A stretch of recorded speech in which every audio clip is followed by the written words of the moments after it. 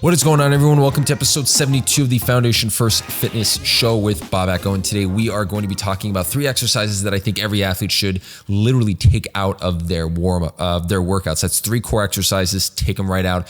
I'm going to be talking about those today, but before I do that, I wanted to mention that my Functional Friday episode will be coming out tomorrow.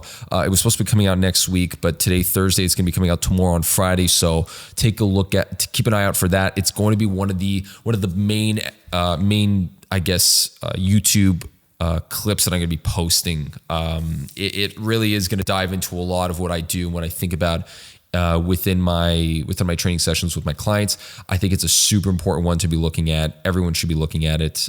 It's going to be giving you a lot of informative details on the stuff that I'm doing with a lot of my clients and how I go about correcting a lot of the problems I'm seeing. So it's going to be a lot of helpful tips for you if you are someone who is dealing with a similar issue. So, and again, if you do like what you see and you want me to correct something that you've been doing, an exercise that you have that you would like me to look at, send that over to me. Get in touch with me. My email is going to be down in the description below, so you guys can check that out. Send me an email. We'll touch base and try to figure out how to get that video clip over to me so I can take a look at it and then put it on my show and my segment. So enough of that, getting into these 3 exercises. So today I'm going to talk about the 3 exercises I think you shouldn't be doing. Now, to see what 3 exercises I think all runners should be doing, you should be looking over onto my YouTube channel. By now, it should have been posted, or it will be posted today at around 12:01, something like that. I'm going to be posting 3 exercises I think runners could do to strengthen the core. Now, getting into the exercises, the first exercise I think that every runner should be taking out of their workouts is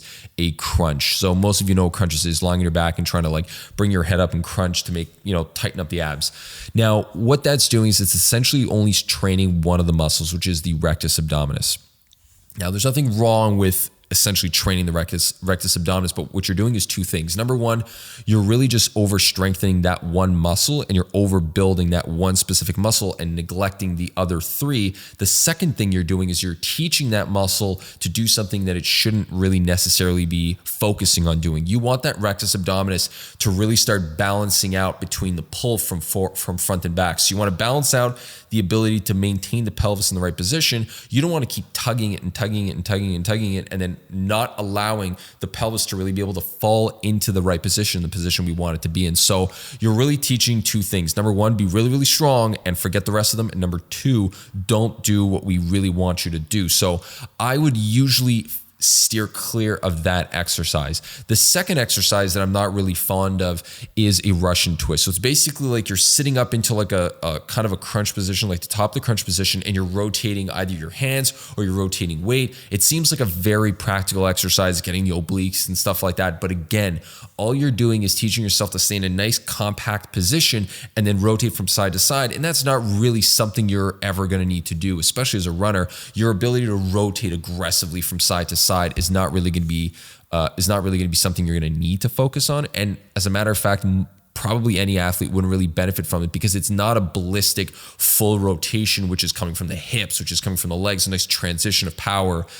You're essentially just rotating a weight from side to side. So you're learning how to pick up a weight, put it down beside you, pick it up, throw it down beside you again. If you were to stand and pick a plate in your hand and then rotate it from side to side, that'd be something a little bit more practical for someone that's, maybe doing something like tennis or someone who's golfing, somebody who's going to need that rotation from one side to the other, where you're going to need to pick up speed really, really fast and then be able to control it and slow it down so that you don't get hurt. That's really going to be training that aspect. But the Russian twist, sitting on the ground, bending and rotating, honestly, for me, it doesn't do anything.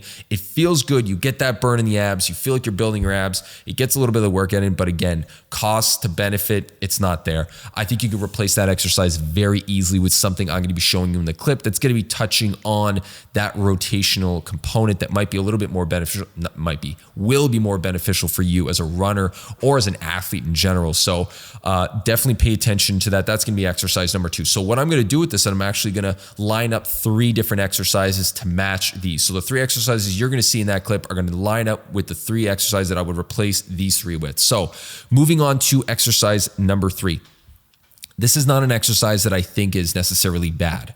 Okay, so it's not the fact that it's bad, it's the way it's being done that I think is not being done right. So Many of you have seen a mountain climber, which is basically you're in a push-up position and you're just running and marching your knees up to your elbows or crossing to one side or whatever, what have you. Is it necessarily a bad exercise? No, because it's almost like you are doing like kind of a core exercise, kind of like a cardio exercise. So you're mixing like core and cardio together. So people think that it's great. It gives you that impression that you're doing some work and you're building the core at the same time, which is alluding to potentially it being a great exercise. However, the thing that's being done wrong with it is that it's an exercise that for the most part is being done really, really, really quickly without really understanding how to properly control it slowly. So here's what I will show you, and you'll notice it in the clip. I really start focusing on the speed of it and the control aspect of it, which is something you'll read in the description because I'll talk a little bit about that as well. If you forget what I'm talking about here, you'll be able to read that in the description of that Instagram clip. So what ends up happening is you get into a position where when you're driving your knee, to allow you to drive the knee and keep moving it forward in a quick and rapid manner, you end up tucking the hip down. So you end up like rolling your back down, rolling your hip under, getting that kind of a poor arch and poor position of your low back and your spine. And that's actually contributing to you not being able to control your hip. So when you're looking at a lot of these core exercises, what you really want to be focusing on is, are you able to actually control what's happening, or is it just naturally occurring because you have nowhere else to go and you have no proper control over that limb? So if your knee's driving up and your hip has to tuck under and you're rolling your back and you're getting into this tight front position, flat back position, what ends up happening is you're really not putting your body in a stable, strong, sturdy position. And that's what you really want the core to do. You don't want the core to necessarily generate the power as much as you want it to be able to transduce the power. Transducing means allow it to transfer from one area to another. So it's providing that bridge. So when we are doing something like a rotational exercise where we're trying to rotate our body really quickly, the core is not really what's generating the power. It's allowing the power to move controlled from the lower body up to the upper body, because a lot of athletes, let's say tennis player, golfer, hockey player, or baseball player, anyone that's trying to rotate and swing, the power is coming from the lower body. We're really planting our feet, rotating the hips, turning it in, driving the knee down, and then really getting that rotation to come and then being followed through the core areas. So your ability to slow it down and control your upper body and your lower body is what the core is really looking to do. You want to make sure that it's able to balance out that power generation, and that's going to come from understanding how to control where the hip and the pelvis is in place.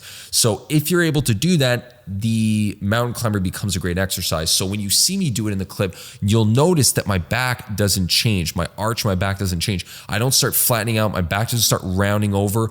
I'm really locking everything in place. My knee is driving forward. Second thing you'll notice is that I'm actually controlling it.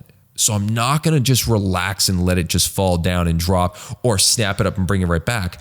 I'm literally pulling it forward. And if I pull it forward, you'll see that I don't move it. Okay, I'm going to get to the end and I'm going to hold that position. Holding that position is what's really showing you that I'm actually in control of that limb, and it's not just kind of free flowing through the air, which is not what we want. We want to maintain that control. That's what we're going to get, is from driving it under control. So, take a look at those three exercises, and I highly recommend you maybe don't do the first two, and really audit the way you're doing the last one. You're really going to notice a big difference. Everyone that comes in here that's worked with me notices that, I never put crunches in their workouts, and I really focus on trying to maintain some nice and healthy function of the core and of the spine. It really comes down to that. If you're able to do that, your exercise repertoire is going to fly through the roof. You're going to be so much more capable of doing a lot more exercises, and you're going to feel a lot more comfortable doing them too. So throw in some of those exercises that I've thrown in that list. I think for runners especially, this is a huge one. I think it's something. These are three exercises that I think every runner should be doing, because it's going to help you understand a lot of the things that are going on when you're running. That rotational power, rotational stability, the pelvic flip flop back and forth, which is really dictating what's going on in your lower body, and as well, that the mountain climber, not a bad exercise if you're doing it properly. If you do it properly, it's going to allow you to really start understanding how to generate more knee drive, which will help you accelerate when you're trying to make a push for the final final portion of that run. So throw all those 3 exercises together, give those a shot. Let me know how they go. Again, if you guys have any questions, you know how to reach me. And until that next time, keep building that foundation. Take care, guys. Have a great one.